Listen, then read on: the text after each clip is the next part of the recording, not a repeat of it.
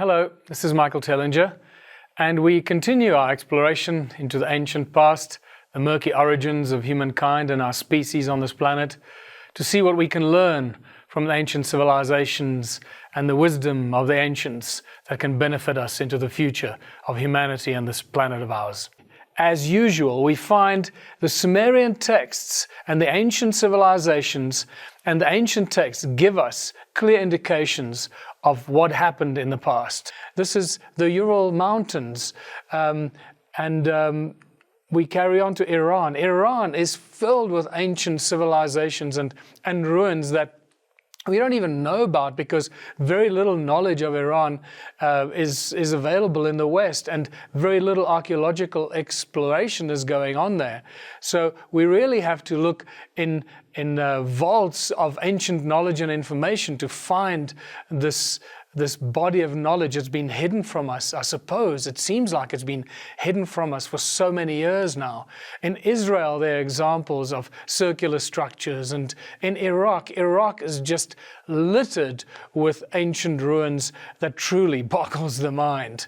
But it was only when I started exploring the stone circles in southern Africa that we started to find some critical indicators as to the technology that was behind the stone circles and what their true reason was for being constructed.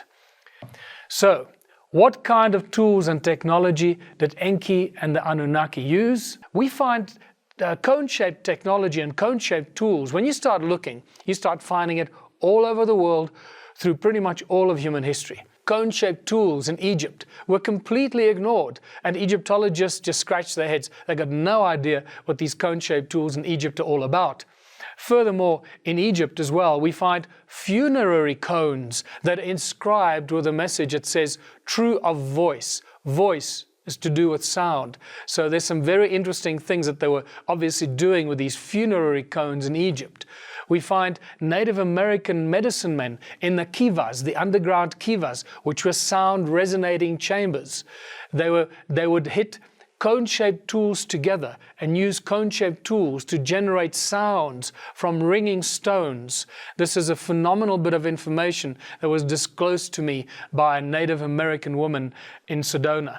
And that continues. This Mayan deity is seen holding two cone-shaped tools, obviously doing something very important. And another Mayan deity holding cone-shaped tools in his hands. And it always seems to be two cone-shaped tools. Isn't it interesting? I'd like to go back to this Mayan deity here, because if you look at the symbolism on this little statue, you see the spirals around his head and the spirals on top of his head, clearly indicating to us that we're dealing with resonance and spiral and vortex energy. Energy, sound, resonance, and frequency. It's all encoded in these images and these symbols from ancient times. And it continues in this little golden statue. It's interesting that both these Mayan statues happen to be made out of gold. And here in the famous Sumerian clay tablet relief. It is one of those little cylinders that you push into clay, and it brings out this little image in clay. And here we have the creation of Adam, the famous depiction of the creation of Adamu, the first human being. And look at this guy in the middle on this image is holding in his hand another cone-shaped tool during the process of the creation of Adamu. And then we encounter these strange winged beings and bird-shaped winged beings that use cone-shaped tools. And in this instance, they even look like pine cones, as possibly also referring to the pineal gland. And there's a lot of evidence about this that's been shared by people like David Wilcock and other researchers out there that have already given us a lot of information about this. So I'm not going to dwell on this for too long.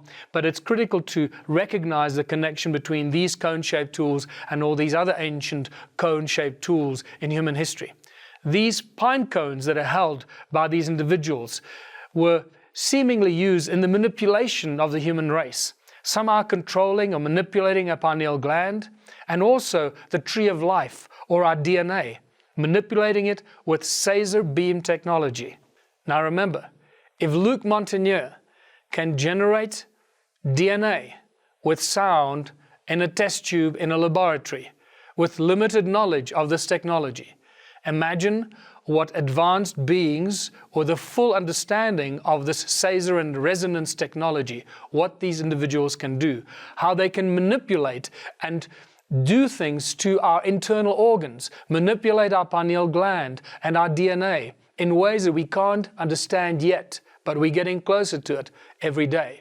So it seems like these winged and bird-headed beings were manipulating our DNA and our pineal gland. So it seems that this pineal gland, it was a very important organ in our body that had to be manipulated, had to be severed from our ability to use it.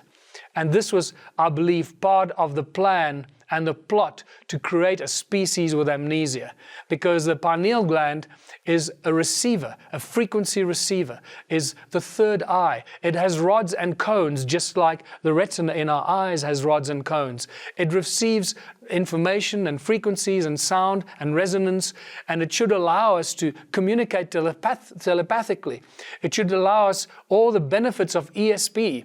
It should connect us to all the knowledge and information in the resonance field and the morphogenetic field. And yet somehow we've lost the ability to do that. And I suspect that the manipulation of the human race goes back to this particular time in human history when the manipulation and the creation of a species with amnesia really began, where they had to turn humans into dumbed down, obedient slaves, so they would follow the instructions and the orders of the gods, or these winged beings that came down from the sky. So, the same way that they were manipulating us in ancient times with sound and frequency, using Caesar technology, using cone-shaped tools, and nothing has changed today. We're still being manipulated by sound and frequency and resonance through TV, radio, cell phones, anything that's electronic and that emits radio frequencies and radio signals, cell phone towers, Wi-Fi, everything around us is affecting us in some way. These symbols that are very well known to all of us around the world, the all-seeing eye of Horus and the CBS logo. And in the NBC logo, you got these 6 cone-shaped tools facing the center of the logo, which is the same logo as you find on the wrist of this bird-headed being.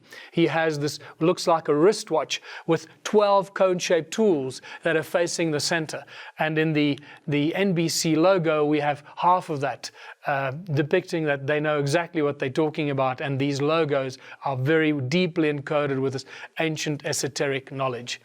And the cone-shaped tool mystery carries on. These cone-shaped tools actually provide the scientific evidence that we were looking for, that they were indeed working as some sort of a Caesar tool tip technological device that would focus the beams.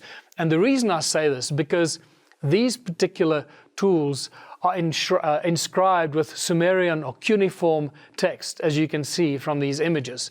And this text has been decoded. And it talks about that these tools were used in the construction of the Sumerian temples.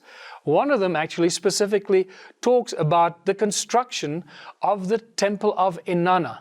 So now we have cone-shaped tools in all over human history, in ancient minds and technology.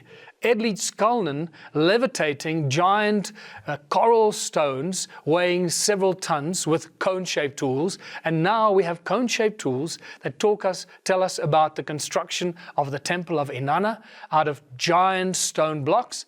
I think we have enough evidence to conclude that these were very important tools, and they used sound that was the driving force to create the Caesar technology, the vortex fields that then allow us to levitate whatever objects we want to levitate.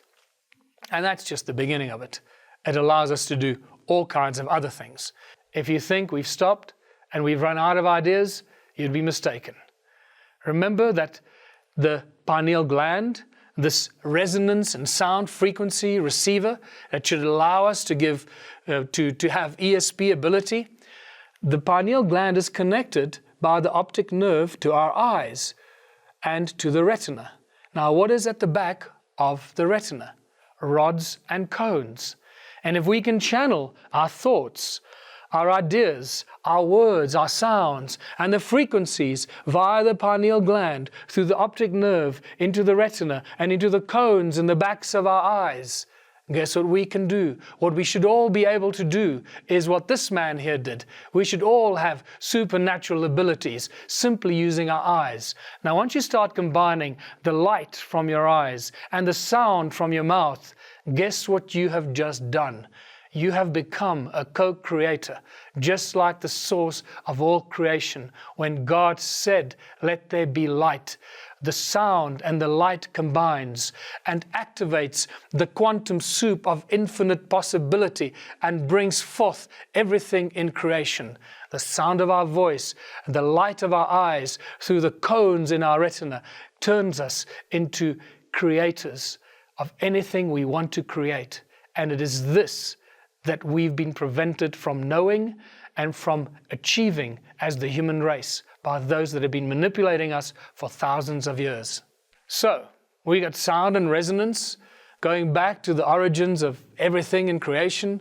We have sound and resonance that should give us superhuman ability. We have millions of ancient stone structures at the southern tip of Africa. We have ancient structures and ancient megalithic structures that cover the planet, thousands if not millions of stone structures that cover the planet in ways that we can't even imagine. What do we do with all this knowledge and information?